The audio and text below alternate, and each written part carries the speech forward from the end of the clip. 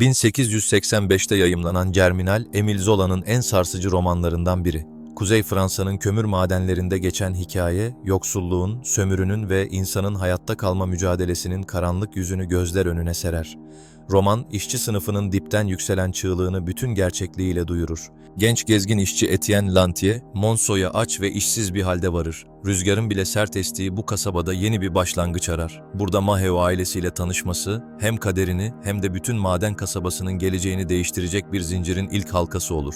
Etienne madende işe girer. İnsanın nefesini kesen o karanlık tüneller, kömür tozuyla kararmış yüzler ve yerin yüzlerce metre altında yaşamaya mahkum edilmiş işçiler. Zola bu dünyada ışığın yokluğunu değil, umudun yokluğunu anlatır. Maheu'nun kızı Catherine, incecik, kırılgan, uysal bir genç kızdır. Daha çocuk yaşında madenin ağırlığını sırtlamaya mahkum olmuştur. Etienne ona sessizce bağlanır. Ama Catherine, kaba ve kıskanç bir işçi olan Chaval tarafından adeta sahiplenilmiştir. Kasaba yalnızca çalışırken değil, evlerinde de ölür. Yetersiz yemekler, hasta çocuklar, sürekli borçlar. Maheu ailesi, yokluğun insanın ruhunu nasıl kemirdiğinin canlı bir örneğidir. Zola burada toplumsal düzeni bir makine gibi resmeder. Çalışanları öğüten bir makine. Etienne, geceleri küçücük bir odada mum ışığında okumaya başlar.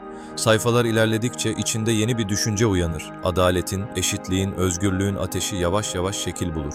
Yoksulluğun kader olmadığını anladıkça içindeki ses güçlenir. Ve Souvarine gibi sert karakterlerle yaptığı sohbetler bu arayışı daha da derinleştirir. Düşük ücretlere karşı işçiler ayaklanır.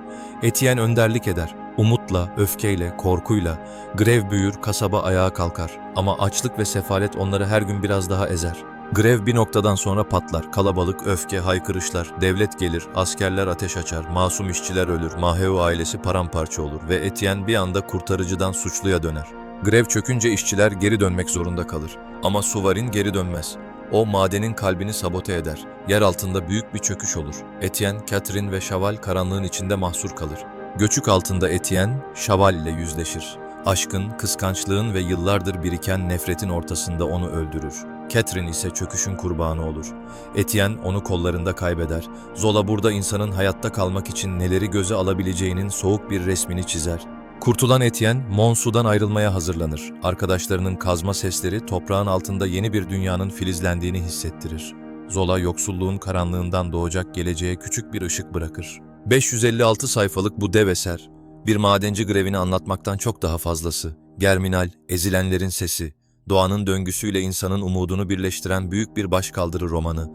Zola'nın dünyasında tohumlar hep karanlıkta çatlar ve Germinal o çatlamanın sesidir.